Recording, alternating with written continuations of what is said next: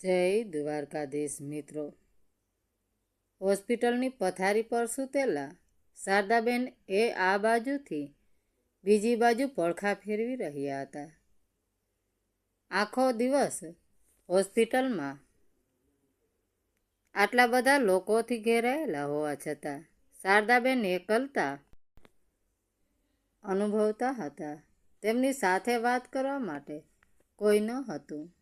આ રીતે સમય પસાર કરવો તેમના માટે ખૂબ જ મુશ્કેલ હતું. જ્યારે તેઓ બેચેન થતા ત્યારે તે નજીકમાં પડેલી રામાયણ ઉપાડીને વાંચવા લાગતા. પણ અડધો કલાક વાંચ્યા પછી તેઓ તેને પાછું મૂકી દેતા અને ફરીથી પલંગ પર સૂઈ જતા. સૂતે વખત ફક્ત એક જ વિચાર તેમના મનને સતાવતો રહેતો. એક બીમાર વ્યક્તિ મજબૂરીથી હોસ્પિટલમાં આવે છે. ભગવાનની કૃપાથી નથી, મને કોઈ રોગ નથી, છતાં મારું દુર્ભાગ્ય જુઓ કે મારે હોસ્પિટલમાં રહેવાની ફરજ પડી છે. જો હું બીમાર નથી તો હું હોસ્પિટલમાં કેમ રહું? શારદાબેન સ્વસ્થ હોવા છતાં હોસ્પિટલમાં કેમ રહી રહ્યા હતા? ખરેખર થોડા સમય પહેલાં સુધી તેઓ તેમના પતિ સાથે ગામમાં રહેતા હતા. પરંતુ 6 મહિના પહેલાં તેમના પતિનું અવસાન થયું. તેમના પતિના મૃત્યુ પછી તે સંપૂર્ણપણે એકલા થઈ ગયા હતા. આ કારણોસર તેમનો દીકરો તેમને પોતાની સાથે શહેરમાં લાવ્યો હતો. જોકે તેમની વહુ તેમને પોતાના ઘરમાં બિલકુલ રાખવા માંગતી ન હતી. પરંતુ ગામ લોકો અને સંબંધીઓના દબાણને કારણે દીકરાને તેની માને શહેરમાં લાવવી પડી. શારદાબેનનો દીકરો અવિનાશ એક પ્રખ્યાત ડૉક્ટર હતો. તેનું ઉઠવાનું બેસવાનું મોટા લોકો જોડે હતું. ના સાસરિયાઓ પણ વચ્ચે વર્ગના હતા. પરંતુ શારદાબેન એક સરળ ગ્રામીણ મહિલા હતી. જેઓ આ દેખાડાથી ઘણા દૂર રહેતા હતા. તેમની પાસે એક કૃત્રિમ આંખ હતી, જેના કારણે તેમની વહુ અને પૌત્રો તેમને કદરૂપી માનતા હતા. એક દિવસ શારદાબેનનો પૌત્ર તેમની પાસે આવ્યો અને કહ્યું, દાદી, અહીં સોફા પર ન બેસો, ઓ તમારા રૂમમાં જાઓ, મારા કેટલાક મિત્રો ઘરે આવી રહ્યા છે. તેણે કઠોર સ્વરમાં કહ્યું અને શારદાબેનને પ્રેમથી જવાબ આપ્યો, અરે દીકરા, હું થોડી જગ્યામાં જ બેઠી છું. તારા મિત્રો માટે બહુ જગ્યા છે. પણ પૌત્રોએ બૂમ પાડી, ના, તમારે તેમની સામે ન બેસવું જોઈએ. મારા મિત્રો મને ચીડવે છે અને અપમાન લાગે છે. ત્યારે તેમની વહુ સ્વાતિનો અવાજ આવ્યો, શું થયું દીકરા? તું ગુસ્સાથી કેમ બૂમો પાડી રહ્યો છે? ત્યારે પૌત્રએ કહ્યું, જો ને મમ્મી, દાદી હંમેશા અહીં સોફા પર જ બેઠેલા રહે છે. મારા મિત્રો આવવાના છે, પણ દાદી તેમના રૂમમાં નથી જતા. ત્યારે સવિતા ગુસ્સે થઈને બહાર આવી અને કહ્યું, માજી, તમે તમારા રૂમમાં કેમ નથી જતા? તમે કોઈ કારણ વગર અમારું અપમાન કેમ કરાવો છો? જરા અમારા સ્ટાન્ડર્ડનું પણ ધ્યાન રાખો. આ સાંભળીને શારદાબેન ચૂપચાપ પોતાના રૂમમાં એક ખૂણામાં જઈને બેસી ગયા. ખરેખર તેમને રૂમમાં એકલું લાગતું હતું. દિવાલો વાલો સામે જોઈને સમય પસાર કરવો મુશ્કેલ હતો. તેથી તેઓ સોફા પર બેસતા હતા. વિચારતા હતા કે કમસે કમ તેને બાળકોના ચહેરા જોવા મળશે. પણ તેમની વહુ અને પૌત્રોને તેઓ બિલકુલ ગમતા નહોતા. અવિનાશને તેની પત્ની અને પુત્રનું વર્તન ગમતું ન હતું. પણ જો તે કંઈ કહે તો તેની પત્ની અને પુત્ર બંને તેનો વિરોધ કરતા. એટલે જ તેની માનનું અપમાન થતું જોઈને પણ તે ચૂપચાપ રહેતો. એક દિવસ સ્વાધીએ અવિનાશને કહ્યું, સાંભળો, કાલે મારી બહેનપણીઓ પાર્ટી માટે ઘરે આવી રહી છે. તમને ખબર છે તે બધા કેટલા હાઈ સ્ટાન્ડર્ડના છે, પણ જ્યારે ભવા કોઈ ઘરે આવે છે ત્યારે તમારી મા હંમેશા સામે બેસેલા રહે છે. કોઈ પણ હોય તે તેમની ગામઠી ભાષામાં વાત કરવાનું શરૂ કરી દેશે. મને આ વાતથી ખૂબ જ શરમ આવે છે. હવે મારાથી સહન નથી થતું. તમારી માને જ્યાંથી લાવ્યા હતા ત્યાં જ છોડી આવું. ત્યારે અવિનાશે કહ્યું, તું પાગલ થઈ ગઈ છે સ્વાતિ. જો હું આ ઉંમરે મારી માને છોડી દઈશ તો મારા સગાઓ અને ગામ લોકો મારી બદનામી થશે કે આટલો મોટો ડૉક્ટર તેની માની સંભાળ નથી રાખી શકતો. સ્વાતિ, કંઈક તો વિચાર કર. પણ સ્વાતિ મક્કમ હતી અને તેણે તેના પતિને સપ્તા શબ્દમાં કહ્યું, કાં તો તમારી માને ગામ છોડાવી દો અથવા કોઈ વૃદ્ધાશ્રમમાં છોડી દો. હું તેમને હવે આ ઘરમાં નહીં રાખું. ત્યારે અવિનાશે આ સમસ્યાનો એક અનોખો ઉકેલ શોધી કાઢ્યો. બીજા દિવસે તેણે તેની માને તેમના સમાન સાથે હોસ્પિટલમાં શિફ્ટ કરી દીધા. શારદાબેન તેમના દીકરાના હોસ્પિટલમાં એક ખાનગી વોર્ડમાં પહોંચી ગયા. તેમના માટે તેઓ એક એવી વસ્તુ જેવા હતા જેમના સુખ દુઃખ અને ઈચ્છાઓ કોઈના માટે પણ કોઈ મહત્વ રાખતી ન હતી. સમયાંતરે વોર્ડ બોય તેમને ખાવાનું આપી જતો અને તેઓ તેની સાથે થોડીવાર વાતો કરી લેતા. દર્દીઓ માટે બનાવેલ ખાવાનું તેમને ગમતું તો ન હતું, પણ તેઓ ચૂપચાપ ગળી જતા. થોડા દિવસો પછી શહેરમાં ડેન્ગ્યુ ફેલાઈ ગયું, જેના કારણે હોસ્પિટલના બધા ખાનગી વોર્ડ ભરાઈ ગયા. દર્દીઓની સંખ્યા સતત વધી રહી હતી અને શારદાબેનનું તેનું પરિણામ ભોગવવું પડ્યું. દરરોજ 5,000 રૂપિયાનો ખર્ચ કરાવતો ખાનગી વોર્ડ માનો પ્રેમ પર બોજ બનવા લાગ્યું અને એક દિવસ અવિનાશે તેની માનો પલંગ જનરલ વોર્ડમાં ખસેડી દીધો. જનરલ વોર્ડમાં દરેક જગ્યાએ દર્દીઓ હતા. તેમન વચ્ચે રહેતા શારદાબેન પણ બીમાર જે છે એવું અનુભવવા લાગ્યા હતા. પણ આ પૂરતું ન હતું. જ્યારે જનરલ વોર્ડ પણ ભરાઈ ગયો ત્યારે તેમને હોસ્પિટલના હોલમાં બેસાડવામાં આવ્યા. આજે હોસ્પિટલના હોલમાં બેસીને શારદાબેન એક દિવસને કોસતા હતા જ્યારે તેમણે પોતાનું ઘર છોડીને પોતાના દીકરા સાથે શહેરમાં જવાનો નિર્ણય કર્યો હતો. જૂની યાદોમાં ખોયેલા શારદાબેન વિચારવા લાગ્યા કે જ્યારથી તેઓ પોતાના સાસરે આવ્યા છે ત્યારથી તેમના ભાગ્યમાં ફક્ત ગરીબી જ આવી ગઈ હતી.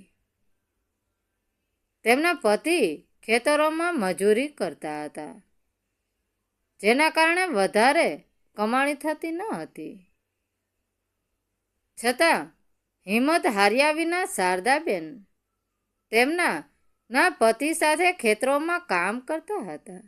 જ્યારે લગ્નના 1 વર્ષ પછી તેમના દીકરા અવિનાશનો જન્મ થયો ત્યારે તેમની ગરીબી જોઈને તેમના માતા પિતાએ તેમને એક ગાય આપી જેથી મા અને બાળકને દૂધની અછત ન પડે. શારદાબેનના દીકરા માટે થોડું દૂધ રાખતા અને બાકીનું દૂધ વહેંચી દેતા. આનાથી તેમને થોડા પૈસા મળતા. જેમ જેમ દીકરો મોટો થવા લાગ્યો તેમ તેમ ખર્ચા વધવા લાગ્યા. તેઓ બિલકુલ ખચખચાટ વગર લોકોના ઘરોમાં વાસણો સાફ કરતા, ઝાડુ પોતું કરતા. તેના માતા પિતાએ દિવસ રાત સખત મહેનત કરીને પણ પોતાના દીકરાનું શિક્ષણ ચાલુ રાખ્યું. અવિનાશ પણ શરૂઆતથી અભ્યાસમાં હોશિયાર હતો. તેને શાળાથી કોલેજ સુધી શિષ્યવૃત્તિ મળવા લાગી અને તેણે મેડિકલમાં પ્રવેશ મેળવ્યો. પોતાની મહેનત અને માતા પિતાના બલિદાન તેણે મેડિકલનો અભ્યાસ પૂર્ણ કર્યો અને પોતાનું કામ શરૂ કર્યું. યાદોમાં ખોયેલા શારદાબેન વિચારવા લાગ્યા, મેં આ દીકરા માટે આખી જિંદગી સખત મહેનત કરી. જો તે મને એકવાર પણ માં કહે તો મારું હૃદય મમતાથી ભરાઈ જતું. હું મારી બધી ખુશીઓ તેને આપવા માંગતી હતી. પણ આજે એ દીકરો ડૉક્ટર બન્યા પછી મને બોજ માને છે. આજે તેમની સહનશક્તિ જવાબ આપી ગઈ હતી. તેઓ તરત ઊભા થયા અને અવિનાશ પાસે જઈને બોલ્યા, હું હવે અહીં નથી રહી શકતી. કાં તો તું મને ગામડામાં છોડી દે, નહીંતર હું જાતે જતી રહીશ. અવિનાશ મોડ તેની માના હોસ્પિટલમાં રહેવાથી પરેશાન હતો, કારણ કે સ્ટાફમાં પણ તેના વિશે અલગ અલગ વાતો થવાની શરૂ થઈ ગઈ હતી. તેની માના આગ્રહ પર તે તેમને ગામમાં છોડી આવવા માટે તૈયાર થઈ ગયો. બીજા દિવસે અવિનાશે તેની માને ગામમાં છોડવાની તૈયારી કરી અને રવિવારે તે તેમને પોતાની ગાડીમાં બેસાડીને કામ પર જવા રવાના થયો. શારદાબેન અને તેમના ડૉક્ટર દીકરાનું ગામમાં ભવ્ય સ્વાગત કરવામાં આવ્યું. 6 મહિનાથી બંધ પડેલા ઘરની પડોશીએ સાફ કર્યું. જ્યારે સામેના ઘરની કમાડા હમણાં કાકીને તેમના આગમનના સમાચાર મળ્યા ત્યારે તેઓ 2 ગ્લાસ ચા અને નાસ્તો લઈને આવ્યા. બધા તેમના અચાનક આવવાનું કારણ જાણવા માંગતા હતા. ત્યારે અવિનાશે પ્રેમથી કહ્યું, માં તમને બધાને ખૂબ યાદ કરી રહ્યા હતા. તેઓ ઉદાસતા હતા, એટલે મેં વિચાર્યું કે થોડા મહિના ગામમાં રહેશે તો હવા પાણી બદલાઈ જશે. આટલું કહીને તેને સાચી વાત છુપાવી દીધી. પણ કમળા કાકી આખી વાત સમજી ગયા અને બોલ્યા, દીકરા, તારી માએ ઘણું સહન કર્યું છે. આ ક્યારેય ભૂલતો નહીં. તેલની લગડીઓને ઠેસ ન પહોંચાડતો. ત્યારે અવિનાશ જવાબ આપ્યો, આ તમે કેવી વાત કરી રહ્યા છો? કાકી, હું મારી માને કેવી રીતે ભૂલી શકું? તેમના સિવાય મારું બીજું કોણ છે? હું તેમની સેવા કરવામાં કોઈ કસર નહીં. આટલું કહી તેણે તેની માને 10,000 રૂપિયા આપ્યા અને કહ્યું, માં, આ પૈસા તમારા ખર્ચા માટે પૂરતા હશે. હું દર મહિને મળવા આવીશ અને પૈસા પણ આપી જઈશ. થોડો સમય રહ્યા પછી તે શહેરમાં પાછો જતો રહ્યો. શારદાબેન ગામમાં એકલા રહી ગયા. તેમણે પડોશીઓ પાસેથી ઘર વખરીનો સામાન મગાવ્યો, પણ મોંઘવારી એટલી બધી હતી કે ઘણા સંઘર્ષો પછી પણ શાકભાજી અને દૂધ માટે ફક્ત 2000 રૂપિયા બચ્યા હતા. તેઓ વિચારવા લાગ્યા કે દરરોજ દાળ અને શાકભાજી રાંધવા જરૂરી નથી. મીઠા મરચાંવાળી રોટલી પણ ચા સાથે ખાઈ શકાય છે. કમસે કમ અહીંયા તો હું સન્માન સાથે જીવી શકું છું. આવતા મહિને મારો દીકરો મને મળવા આવશે અને પૈસા આપશે. પછી હું શાક અને દાળ ખાઈ લઈશ. કોઈએ રીતે શારદાબેને તે મહિનો પસાર કર્યો અને તેમના દીકરાની રાહ જોવા લાગ્યા. પરંતુ બીજા મહિનાની 1 તારીખે અવિનાશે ફક્ત 5000 રૂપિયાનો મની ઓર્ડર મોકલ્યો. શારદાબેન પોતાના દીકરાની રાહ જોઈ રહ્યા હતા. પણ મની ઓર્ડર જોયા પછી તેમને સમજાયું કે તે હવે નહીં આવે. તેમણે પોતાને ખાતરી આપી હતી તે કદાચ તે કામમાં વ્યસ્ત હશે. અવિનાશ 4 મહિના સુધી મની ઓર્ડર દ્વારા પૈસા મોકલતો રહ્યો. શારદાબેન કોઈક રીતે ખેતાણ કરીને ખર્ચો ચલાવતા ગયા. પરંતુ 5મા મહિનામાં મની ઓર્ડર પણ ન આવ્યો. તેમની હાલત એવી થઈ ગઈ હતી કે તેઓ દાળ રોટલીનો ખર્ચ પણ મુશ્કેલીથી ચલાવી શકતા હતા. મહિનાના અંતે તે તેમની પાસે એક પણ પૈસો બચતો ન હતો. કોઈ રીતે તેઓ દુકાનદારો પાસેથી પૈસા ઉછીના લઈને ગુજરાન ચલાવતા. તેઓનું દૂધવાળાનું પણ ઘણું દેવું થઈ ગયું હતું. પડોશની સ્ત્રીઓ અને તેમની જૂની બહેનપણીઓ ક્યારેય તેમની સાથે આવીને બેસતી હતી.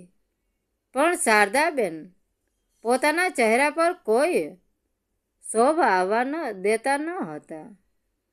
દૂધવાળો પૂછતો, માજી પૈસા ક્યારે ચૂકવશો? તેઓ હસીને કહેતા, પૈસા જલ્દી આવી જશે. તો કયાં ભાગી જાય છે? પણ આવી વાતોથી કયાં સુધી ગુજરાન ચાલતું? આખરે તેમણે દૂધ લેવાનું બંધ કરી દીધું અને હવે તેઓ કરિયાણાની દુકાને પણ જવા માંગતા ન હતા. આજે ઘરમાં કરિયાણાના ડબ્બા ખાલી હતા. લોટના ડબ્બામાં થોડો લોટ બાકી હતો, જેનાથી 2 રોટલી બને. જેવા મીઠા મરચાંવાળી રોટલી ખાવા બેઠા કે તરત જ એક ભિખારી દરવાજા પાસે આવ્યો અને લાચાર રવાજે કહ્યું, માજી, ભૂખ્યા વ્યક્તિને રોટલી આપો. ભગવાન તમારું બાળકનું આયુષ્ય લાંબુ કરશે. આ સાંભળીને શારદાબેન અટકી ગયા. તેમને લાગ્યું કે દીકરાનું લાંબુ આયુષ્ય એક રોટલી કરતાં ઘણું સસ્તું છે. તેમણે તરત જ એક રોટલી એક ભિખારીને આપી દીધી. તેઓ બાકીની રોટલી ખાવા બેઠા ત્યારે એક કૂતરો આવીને તેમની સામે બેસી ગયો અને આશાભરી નજરે તેમની તરફ જોવા લાગ્યો. શારદાબેને રોટલીનો અડધો ભાગ કૂતરાને આપ્યો અને બાકીનો અડધો ભાગ પાણી સાથે ખાઈને સંતુષ્ટ થઈ ગયા. હવે ઘરમાં ખાવા માટે કંઈ બચ્યું ન હતું. એકવાર તો તેમણે દુકાનદાર પાસે તે ઉધાર લેવાનું પણ વિચાર્યું, પણ પછી વિચાર આવ્યો કે દુકાનદાર 1-2 દિવસ માટે ઉધાર આપશે, પણ ત્યાં સુધી છેવટે એક દિવસ તે પણ પૈસા માગશે. ભૂખથી પીડાતા શારદાબેન ખાલી પેટે પથારી પર પડ્યા હતા. ઘણીવાર વિચાર્યું કે લોકોના ઘરે વાસણો ધોવાનું કે કચરા પોતા કરવાનું કામ શરૂ કરી દે.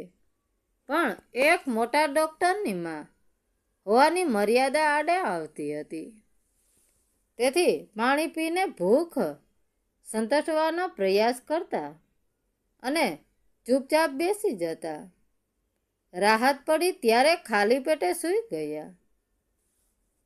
પરંતુ આશા હજુ પણ હતી કે મારો દીકરો પૈસા ચોક્કસ મોકલશે. બીજા દિવસે સવારે વહેલા ઉઠી ગયા. પેટમાં દુખાવો થઈ રહ્યો હતો. ભૂખ અસહ્ય થઈ ગઈ હતી.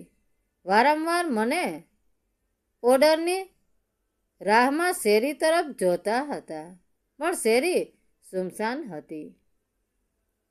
પછી પાછા આવીને પલંગ પર બેસી ગયા. ત્યારે બહારથી અવાજ સંભળાયો તો શારદાબેન બહાર દોડી ગયા. તેમણે જોયું કે ગૌશાળાની ગાડી ગાયો માટે ખોરાક લેવા આવી રહી હતી. શેરીની બધી મહિલાઓ બહાર આવીને બચેલી સૂકી રોટલી તે ગાડીમાં નાખી રહી હતી. બિચારા શારદાબેન નબળાઈના કારણે પોતાના ઘરના દરવાજાની બહાર ઘૂંટણીએ બેસી ગયા. એક ક્ષણે તેઓ ગાડીનામાં નાખવામાં આવતી રોટલી તરફ જોતા અને બીજી ક્ષણે તેઓ પોસ્ટમેનની રાહ જોતા શેરી તરફ જોવા લાગ્યા. આંખોમાંથી આંસુઓનું પૂર વહેવા તૈયાર હતું, પણ નજર ગૌશાળાની ગાડીઓમાં રાખેલી રોટલી પર હતી. જ્યારે બધી સ્ત્રીઓ ગાડીમાં રોટલી મૂકીને જતી રહી તો વખતે મજબૂર શારદાબેન ખચખચાટ સાથે ગાડી તરફ આગળ વધ્યા. તેમણે અહીં ત્યાં જોયું, પણ કોઈ ન હતું. શારદાબેને ઝડપથી ગાડીમાં હાથ નાખ્યો. હાથમાં આવેલી બધી રોટલી તેમની સાડીના પલ્લુમાં છુપાવીને તરત જ ઘરે પાછા આવી ગયા અને એક ઊંડો શ્વાસ લઈને પલંગ પર બેસી ગયા. પછી પોતાના ભાગ્ય પર જોર જોરથી રડવા લાગ્યા. જ્યારે તેમણે સાડીના પલ્લોમાંથી થોડી સૂકી રોટલી કાઢી ત્યારે શારદાબેન રોટલી જોતાય એમાં તેમના ડોક્ટર દીકરાની પ્રગતિ દેખાઈ રહી હતી. પછી વિચારવા લાગ્યા, આજ સુધી મેં કોઈનું કાંઈ ખરાબ નથી કર્યું, તો પછી ભગવાને મને આવી સજા કેમ આપી કે આજે હું ગાયોના હિસ્સાની રોટલી ચોરીને ખાવા માટે મજબૂર છું. થોડી વાર પછી કૂતરો પણ આવીને તેમની પાસે બેઠો અને રોટલી જોઈને પૂંછ હલાવવા લાગ્યો. શારદાબેનને કૂતરાને પણ એક રોટલી આપી, પણ ગાયોના હિસ્સાની રોટલી ખાવાનું તેમનું મન નહોતું થઈ રહ્યું. પણ પેટમાં રહેલી ભૂખ તેમને જીવવા દેતી ન હતી. તેથી પોતાના સ્વાભિમાનની અવગણના કરીને કોઈક રીતે સૂકી રોટલી ચાવી અને પાણી સાથે ગળી લીધી. સાંજે પડોશી આવીને શારદાબેન પાસે બેઠી. તેમને ઉદાસ જોઈને તેણે પૂછ્યું, કેમ શારદા, તારો દીકરો તો કહેતો હતો કે તે થોડા દિવસોમાં મળવા આવશે, પણ એ તો એવી રીતે ગયો કે તને મળવા પણ ન આવ્યો. એક ક્ષણે શારદાબેનના ચહેરા પર ભારે ઉદાસી અને નિરાશાની લાગણી ફેલાઈ ગઈ. ત્યારે પડોશીએ કહ્યું, હું સમજુ છું શારદા, જ્યારે બાળકો જ આવા હોય તો કોણ શું કરી શકે. નામથી તારો દીકરો ડોક્ટર છે, પરંતુ તે તને દિવસમાં 2 વાર ખાવાનું પણ આપી શકતો નથી. તો પછી આવા દીકરાનો શું ફાયદો? ત્યારે શારદાબેને પડોશીની વાતને નકારી કાઢતા કહ્યું, ના ના, મારો દીકરો એવો નથી. તે મારી ખૂબ કાળજી રાખે છે. કઈ મજબૂરી હશે, નહીંતર એ શક્ય નથી કે તેની માને ભૂલી જાય. ત્યારે પડોશીએ કહ્યું, અરે શારદાબેન, જો તમારો દીકરો આટલો લાયક હતો તો તે તમને તેના ઘરે કેમ ન રાખી શક્યો? એક વૃદ્ધમાં તેના પર એટલી બોજ બની ગઈ કે તેણે વૃદ્ધાશ્રમમાં લાચાર અને એકલા છોડી દીધા. પડોશીના શબ્દોએ શારદાબેનનું હૃદય મચાવી નાખ્યું. તેઓ વિચારવા લાગ્યા, ગામના બધા છોકરાઓ, ભલે તે શિક્ષિત હોય કે અભણ, ભલે તે નોકરી કરતા હોય કે મજૂરી કામ કરતા હોય, પણ તેઓ તેમના વૃદ્ધ માતા પિતાને પોતાની સાથે રાખી રહ્યા છે. મારા ડોક્ટર દીકરા કરતા આ અભણ સારા છે. આખો પરિવાર સુખ દુઃખમાં સાથે હોય છે. પછી વિચારવા લાગ્યા કે કદાચ મારા ભાગ્યમાં કંઈક ખોટું હશે. પછી બેઠા બેઠા મનમાં એક વિચાર આવ્યો કે હું કયાં સુધી મારા પગમાં મારા ડોક્ટર દીકરાના નામની પેઢીઓ પહેરીને રહીશ. આવી રીતે તો કામ નહીં ચાલે. મારું જીવન કોઈને મોકલેલા પૈસા પર નિર્ભય નથી. અત્યારે મારા હાથ પગ કામ કરી રહ્યા છે, તો પછી હું આટલી લાચાર કેવી રીતે થઈ શક્યો કે મારે ભૂખે મરવું પડે છે?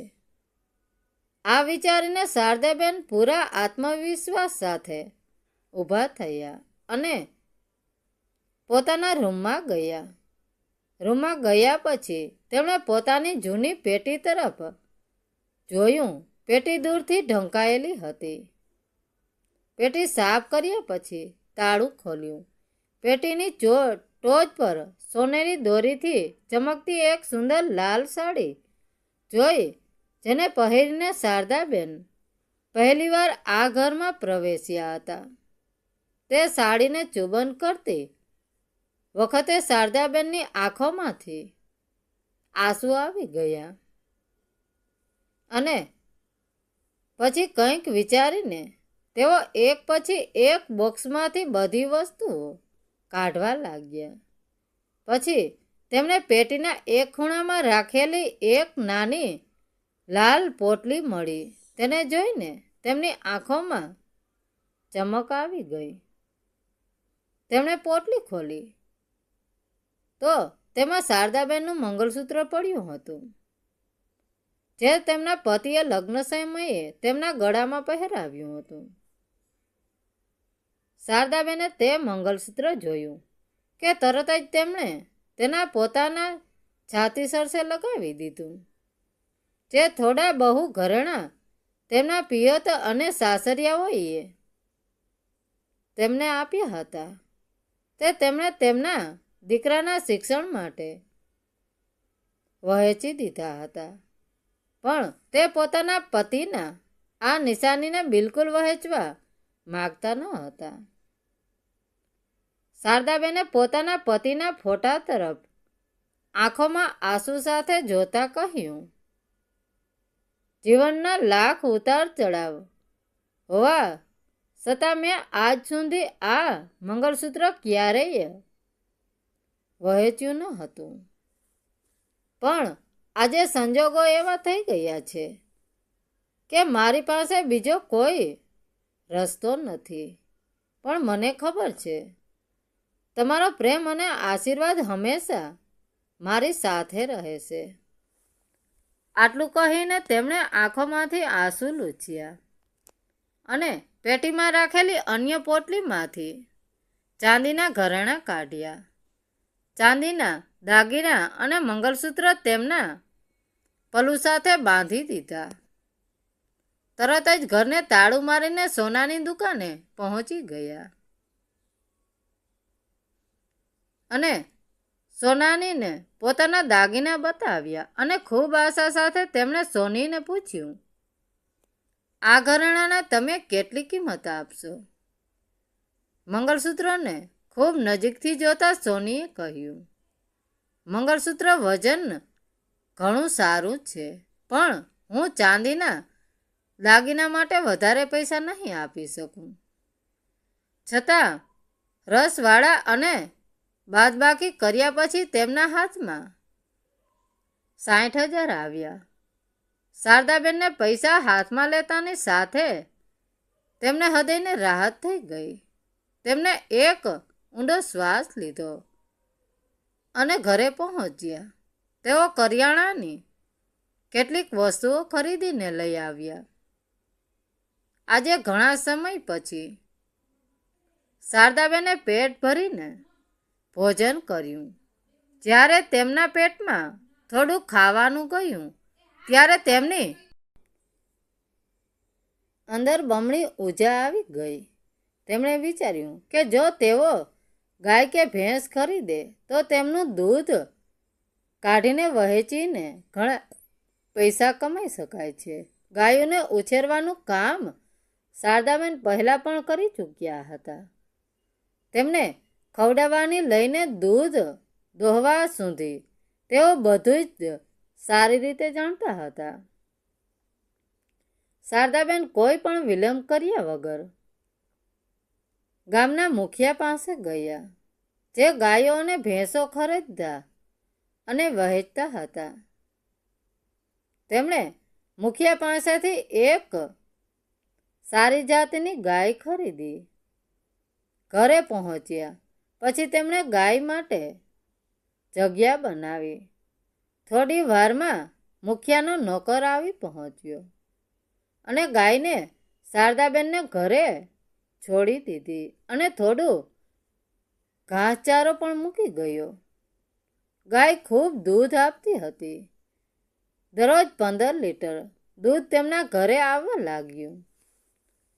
પોતાની જરૂરિયાતો માટે દૂધ કાઢ્યા પછી શારદાબેને બાકીનું દૂધ એક દૂધ ડેરીમાં વહેંચવાનું શરૂ કર્યું. ડેરી માલિકો તેમની પાસેથી ખૂબ જ સારા ભાવે દૂધ ખરીદવા લાગ્યા. હવે શારદાબેને પણ સારો ખોરાક ખાવાનું શરૂ કર્યું અને તેમના શરીરને પણ ઉર્જા અને તાકાત મળી. તેઓ મનથી ગાયને સેવા કરતા પૈસા મળતા. તેમનો આત્મવિશ્વાસ પણ વધ્યો. હવે તેમણે એક ભેંસ પણ ખરીદી લીધી અને તેમની મદદ માટે એક નોકર પણ રાખ્યો. 66 વર્ષની ઉંમરે પણ શારદાબેને એવી હિંમત બતાવી કે લોકો આશ્ચર્યચકિત થઈ ગયા. જ્યારે પણ ગામમાં કોઈ ગરીબ છોકરીના લગ્ન થતા ત્યારે શારદાબેન તેમને ખૂબ જ ઉત્સાહથી મદદ કરતા અને આશીર્વાદ આપતા. દૂધ અને દહીંનો બધો ખર્ચ તેઓ ઉઠાવતા. ટૂંક સમયમાં આખા ગામમાં શારદાબેનના વખાણ થવા લાગ્યા. ગામના બધા લોકો તેમનો આદર કરવા લાગ્યા. શહેરમાં તેમનો દીકરો અવિનાશ તેની માને ભૂલી ગયો હતો. એક દિવસ અવિનાશ કાકા મનહરને, જે અમેરિકામાં રહેતા હતા, ભારત આવ્યા અને અવિનાશને ઘરે પહોંચ્યા. અવિનાશ અને તેની પત્નીએ તેની પુષ્પભર્યું સ્વાગત કર્યું. દીકરા અવિનાશ, તારી મા ક્યાંય દેખાતી નથી. શારદા ક્યાં છે? જ્યારે મનહરભાઈએ પૂછ્યું ત્યારે સ્વાતિએ ખચખચાટ સાથે જવાબ આપ્યો, હા, વાત એ છે કે તેમનું મન અહીં લાગતું ન હતું, તેથી તેઓ તેમના ગામ પાછા જતા રહ્યા.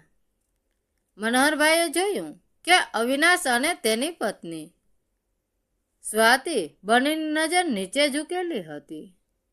મનહરભાઈની અનુભવી આંખોને આ કે વાત સમજવામાં વધુ સમય ન લાગ્યો અને તેમણે કહ્યું, ઠીક છે, કાલે આપણે શારદાબેનને મળવા ગામમાં જઈશું. બીજા દિવસે જ્યારે બધા ગામમાં પહોંચ્યા અને ગામની અંદર જવા લાગ્યા ત્યારે પાછળથી કમળા કાકીનો અવાજ આવ્યો, અરે અવિનાશ, દીકરા, તું આજે આવ્યો છે? પોતાની માને ગામમાં છોડીને એવો કયા વિદેશ જતો રહ્યો હતો કે ફરી ક્યારેય મળવા પાછો ન આવ્યો હોય? આ સાંભળી મનહરભાઈએ ઊંડી આંખોથી અવિનાશ તરફ જોયું અને બધા ઘરની અંદર આવી ગયા. પણ ઘરની અંદર જે જોયું તે તેમની કલ્પના બહાર હતું. સામે જ એક ગાય અને ભેંસ બાંધેલા હતા અને એક છોકરો ચપટાથી દોડીને ગાય અને ભેંસની સેવા કરી રહ્યો હતો. અવિનાશ તે છોકરાને કંઈક પૂછે તે પહેલાં જ શારદાબેન ગાયનું દૂધ કાઢવા માટે ડોલ લઈને બહાર આવ્યા. ત્યારે અવિનાશ તેની માના પગે પડ્યો અને જોર જોરથી રડવા લાગ્યો. તો મનહરભાઈએ કહ્યું, વાહ દીકરા, તે તો તારા માતા પિતાનું નામ રોશન કરી દીધું. મેં ક્યારેય વિચાર્યું પણ ન હતું કે તારી માને તારી હાજરીમાં આવા દિવસો જોવા પડશે. ત્યારે શારદાબેને કહ્યું, ના ભાઈ, અવિનાશનો કોઈ વાંક નથી.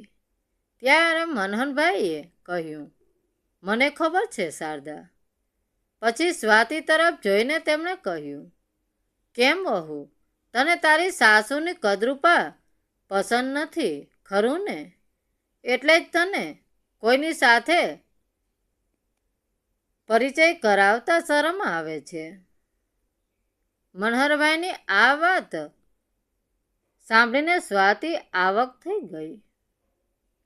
પછી અવિનાશ તરફ જોઈને મનહરભાઈએ કહ્યું, આજે હું તમને એક રહસ્ય કહું છું. આ સાંભળીને શારદાબેને તેમને કંઈક કહેવાનો ઈશારો કર્યો. પછી મનોહરભાઈએ કહ્યું, ના શારદા, આ કહેવું જરૂરી છે.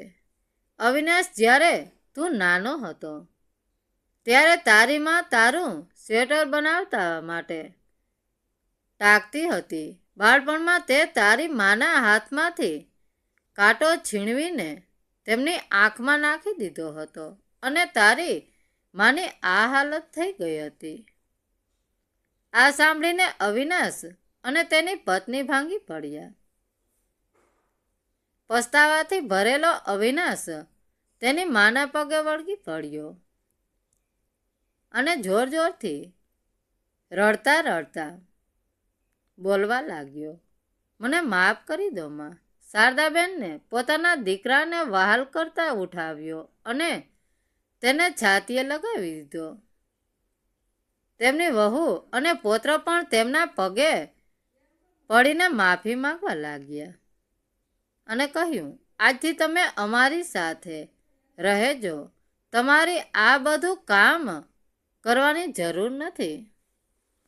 શારદાબેનના પ્રેમાળ હૃદયે બધાને માફ કરી દીધા, પણ તેણે સપટસપણે પોતાના દીકરાને વહુ સાથે જવાનો ઇનકાર કરી દીધો. અવિનાશે વારંવાર તેની માને કુમરામણ કર્યા, અવાજે તેની સાથે આવવા વિનંતી કરી, પણ શારદાબેને કહ્યું, ના દીકરા, હવે તારી સાથે શહેરમાં પાછા જવાનો કોઈ પ્રશ્ન જ નથી રહ્યો. ભગવાનની કૃપાથી હું આ આત્મનિર્ભરનું છું અને મારા આ જીવનમાં ખૂબ જ ખુશ છું. અને સૌથી મહત્વની વાત એ છે કે હું અહીં સન્માન સાથે રહી શકું છું. જ્યારે દીકરો અને વહુ તેમની માને મળ્યા પછી તેમના ઘરે પાછા ફરવા લાગ્યા તો દીકરો તેની માને થોડા પૈસા આપવા લાગ્યો. તેને પૈસા તેની મા તરફ લંબાવતાની સાથે શારદા આપને તેમાં એ સૂકી રોટલી દેખાવા લાગી, જે ખાઈને તેમણે લાચારીના દિવસો પસાર કર્યા હતા. તેમનું હૃદય અંદરથી ધ્રુજી ઉઠ્યું. પછી તેમણે ધૂધળાતા અવાજે કહ્યું, મારે આ પૈસાની જરૂર નથી. દીકરા, આ પૈસા તારી પાસે રાખ, તારા કામમાં આવશે. મારી એક વાત યાદ રાખજે, સફળતા મળ્યા પછી વ્યક્તિએ ન તો ઘમંડ કરવું જોઈએ અને ન તો વિપરીત પરિસ્થિતિઓમાં ત્યારે હાર માની લેવી જોઈએ. તો મિત્રો, વાર્તા કેવી લાગી? સારી લાગી હોય તો કોમેન્ટ કરીને જરૂર જણાવજો. ધન્યવાદ મિત્રો. રાધે રાધે. જય દ્વારકાધીશ.